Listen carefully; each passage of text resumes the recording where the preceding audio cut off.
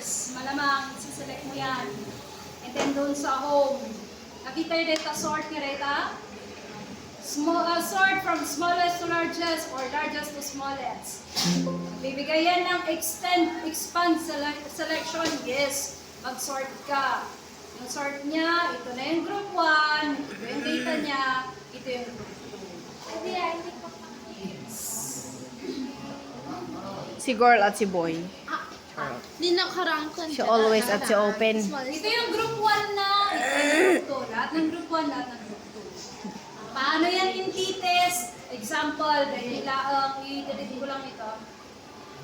This one, ito lang, Jimin, iti group 1 kan group 2. Paano yan sa t-test? Balik ka doon sa data analysis. You choose equal variance palagi tayo, ano?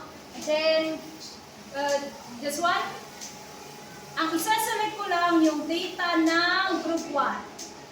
Dito sa variable 2, yung data ng group 2. And then, wala tayong label kaya hindi ko check yung label. Lalagay ko yung output dito rin lang. So, as you can see, this is the result of the independent test. Oh, si Minecraft. Independent, may isa. One lang. Yung independent, kalangay two groups. Group 1, group 2. Ayun. Kakas tayo lang i-arrange. Tapos pangarigay ko group 1 is male, group 2 is female. Zay. Dagito yung score 80 male. Dagito lang inala-activate na ng male. Dito yung female math 7. Unequal variance yan kasi tatlo versus female. Unequal variance pa din ito. Nung pinadas na lang yung equal variance. Nakita niyo yung difference ng kanilang variance? Ang laki. Yes. Ano yan? Masyadong malaki yan. Meaning unequal variance dapat ang laki. Pero try na lang natin yung equal. Saan ulit tayo magsusort? Dito po. Dito yung dito eh. I-select nyo muna yung data. For example, data ni i-arrange kayo. I-select nyo yung data muna.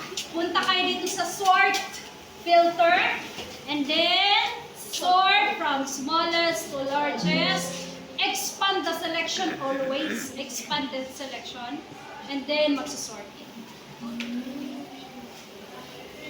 Okay na. Arrange na. 3, 4, 5. Tatlong grupo yan. Meaning hindi t-test yan. Ano ba? Diba?